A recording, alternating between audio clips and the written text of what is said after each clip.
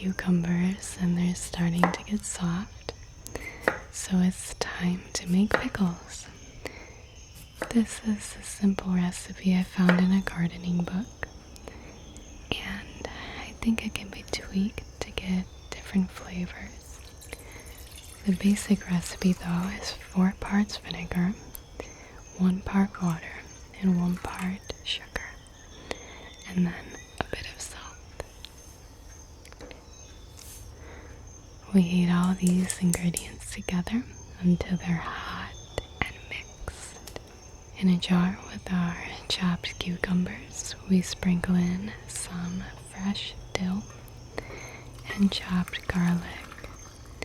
Then we can pour our steaming hot pickle juice into the jar. We decide to make something with a little more spice. So we chop up a couple of slices of our freshly picked jalapeno and include it in a special spicy pickle mason jar. In the fridge they will go, and outside we can go to pick more cucumbers. If we could sit outside and watch for a long time, we would see the wide swinging of the cucumber's tendrils as they reach for something to grab onto and climb.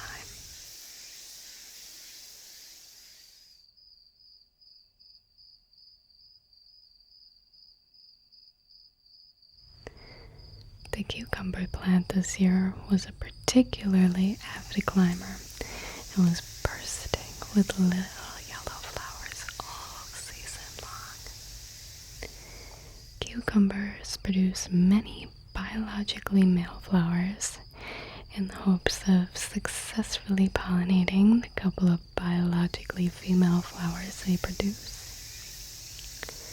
And from the girl flowers we get our delicious cucumbers, which form very, very quickly. Like tomatoes, cucumbers can be determinate or indeterminate. Our cucumber plant is indeterminate, which means it produces cucumbers while it's growing at the same time.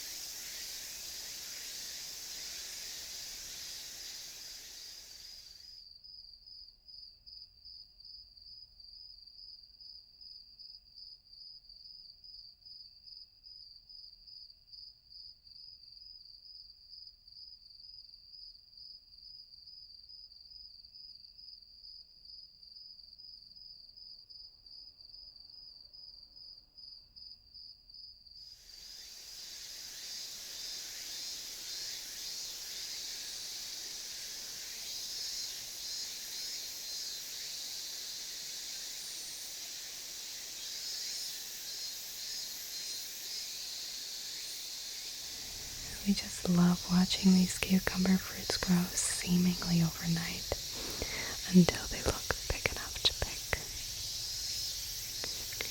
That way, our cucumber plant can put more energy into making more fruits. I didn't use pesticides this year, but I still like to give them a rinse off after picking. We had a few pests on the cucumbers, but they arrived after our cucumber had established itself, so we decided to let them be.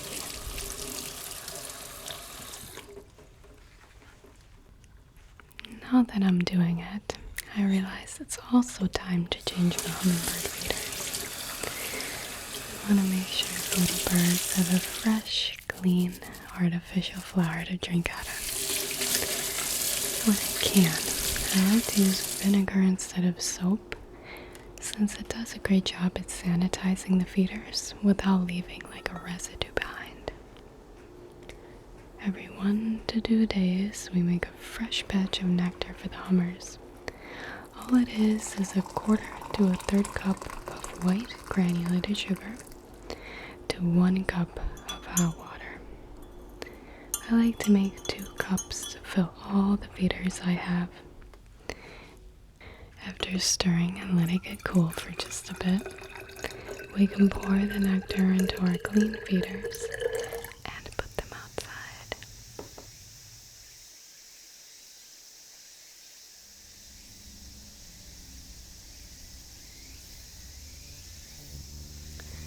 Not long after, the hummers will enjoy their new meal, wondering who that strange large creature is that took it away in the first place. We love watching these little guys all summer long. In the beginning of the summer, it can seem pretty quiet, without many around. But once their eggs hatch and the babies take flight, they are everywhere and all the time.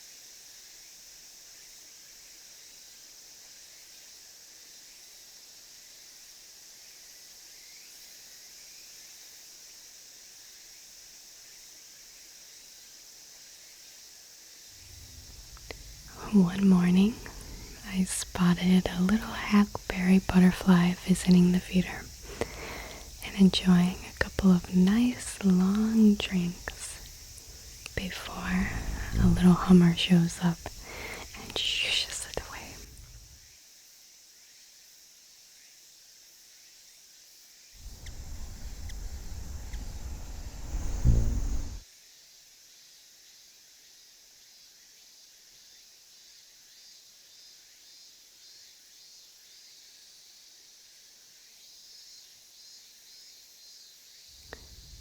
They alternate feedings for a little while, and the hummer seems to wonder what this odd-looking bird is doing.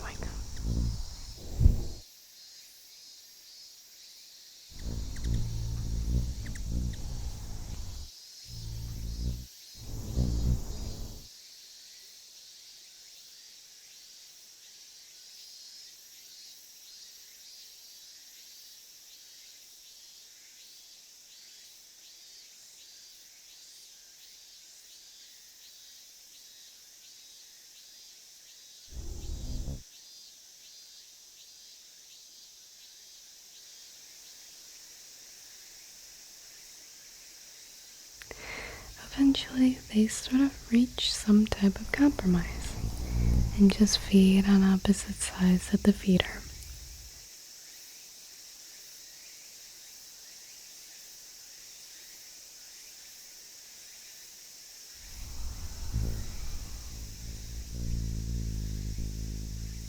And near the end of the season, we make sure to keep the feeder out until the last possible time. These little guys have a very long migration and might need to make a couple pit stops on the way back south.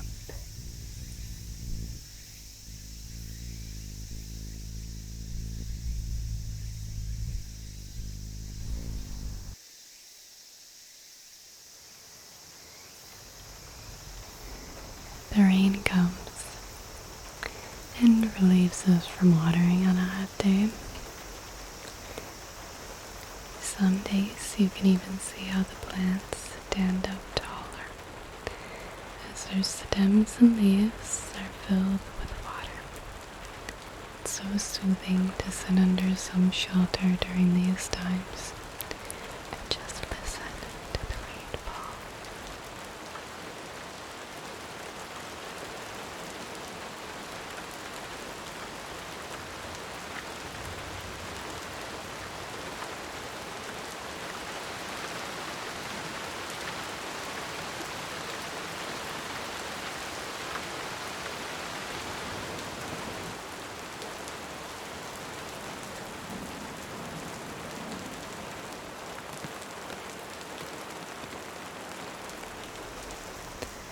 biggest drinker in the garden this year is my pumpkin.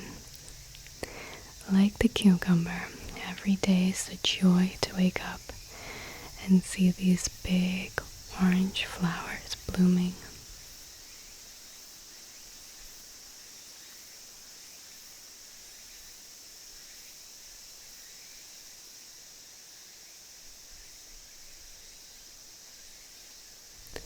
Mostly all boy flowers, trying to get the attention of a few girl flowers.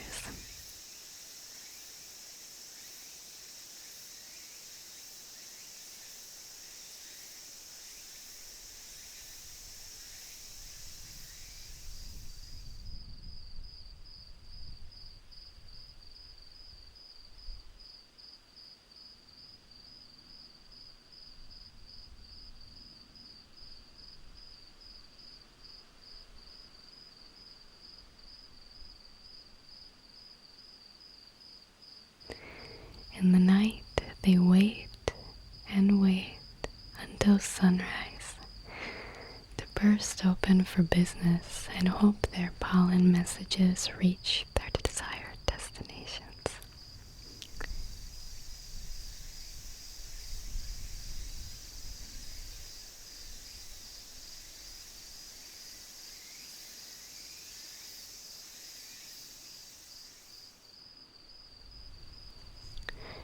Every day, there are new gentleman flowers curling open, waiting for the appropriate courier to transport their genes to a lucky lady.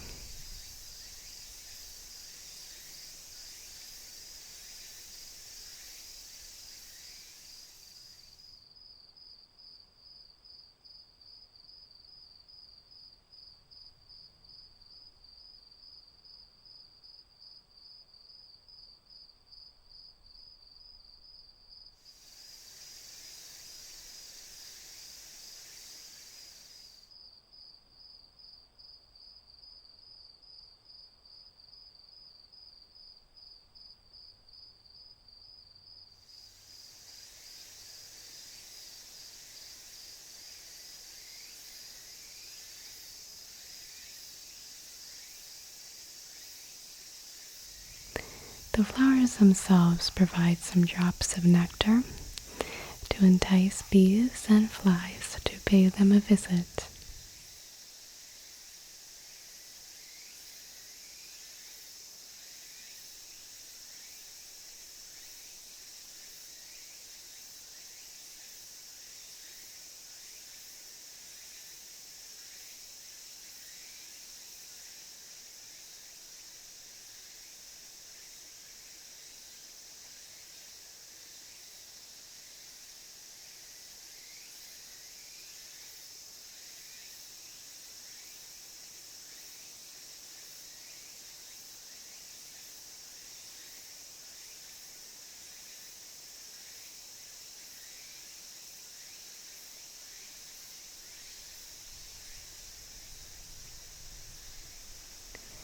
After a couple hours, these big orange blooms close up shop until the next morning when different blooms will take their place. All we can do is wait and watch and see if the bees' matchmaking was successful.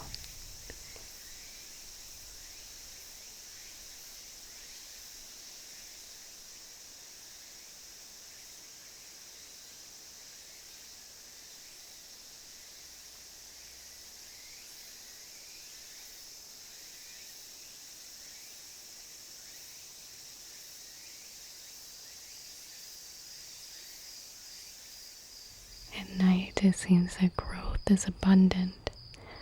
Long pumpkin vines and tendrils swing around looking for somewhere to go, always seeking out more sunlight.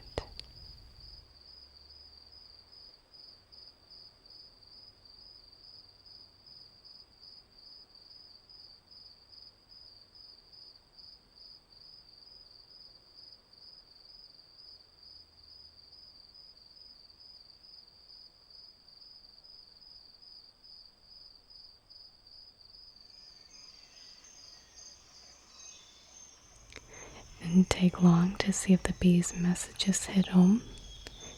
One pumpkin decided to form high up here on the vine, so I used an onion bag to cradle the fruit and give it some support. And after that, it started to grow quite rapidly. Every night it got more and more chunky.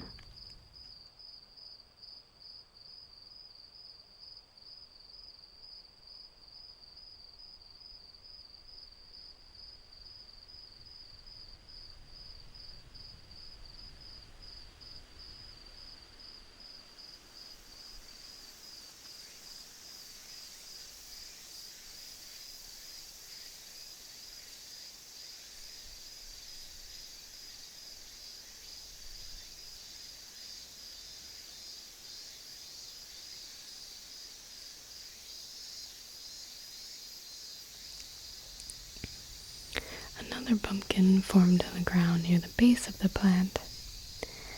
That was all we got though before I noticed my plant had a bad infestation of squash, vine, and borer, and I made the tough decision to scrap the whole plant in August. It was difficult and very disappointing for me, but I learned a lot about how to identify and hopefully prevent the vine borer in the future. We set up a nice funeral pyre for the pumpkin vines and had a nice evening summer bonfire.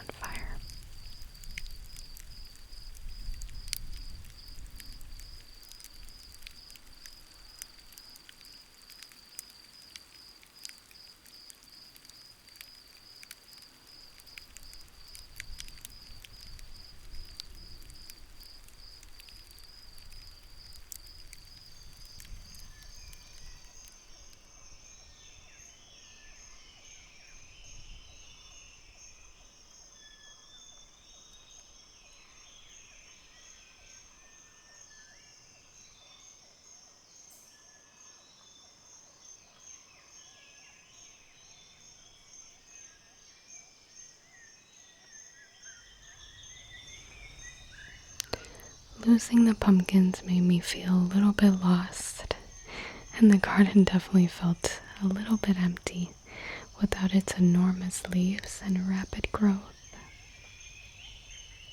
But I remembered that my other plants were fine, producing fruits, and needed some love.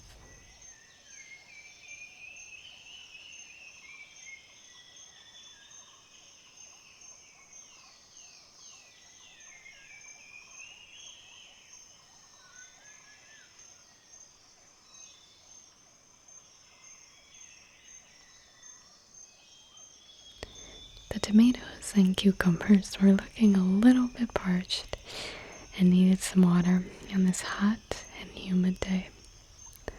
So I obliged and gave them a couple of full watering cans.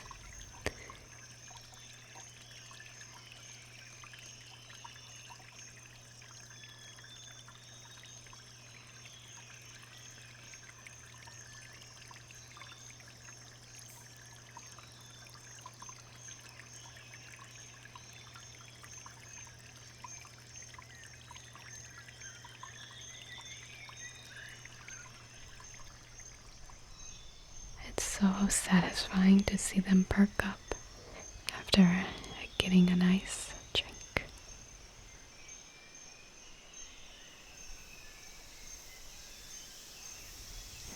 We're already getting so many tomatoes, we don't know what to do with them all. Usually that means it's time to make some fresh pasta sauce and also freeze some to throw in our chili during the fall and winter. The peppers will also be a nice addition to some winter chili, so we eagerly watch their little white flowers blossom.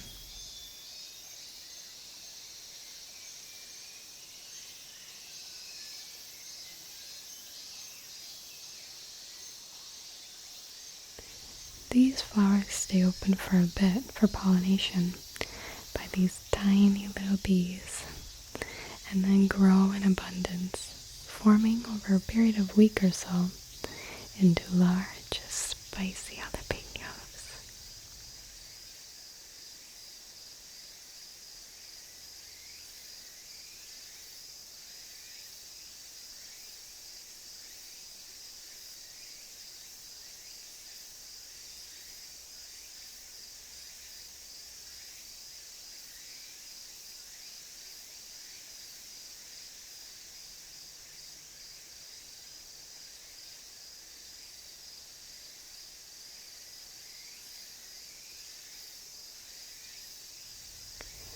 One morning, we see this little spider guarding our peppers.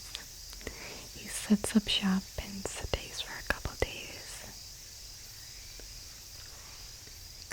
I love seeing spiders build their webs around the garden. They are really a silent and unloved guardian, holding evening vigils and waiting in their expertly built webs. The night is anything but quiet in the garden. All June and July, fireflies zoom about, and the moon walks across the sky, illuminating the trees and plants below.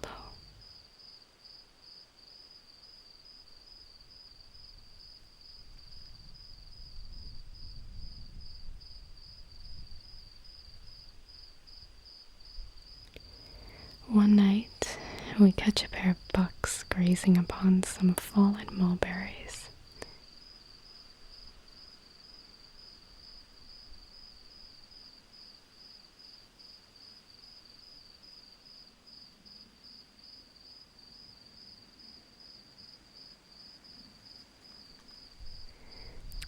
So I pluck an unripe apple from the tree and coax one over for a sour treat that they still seem to enjoy, and will be back for all season to munch on any apples that fall.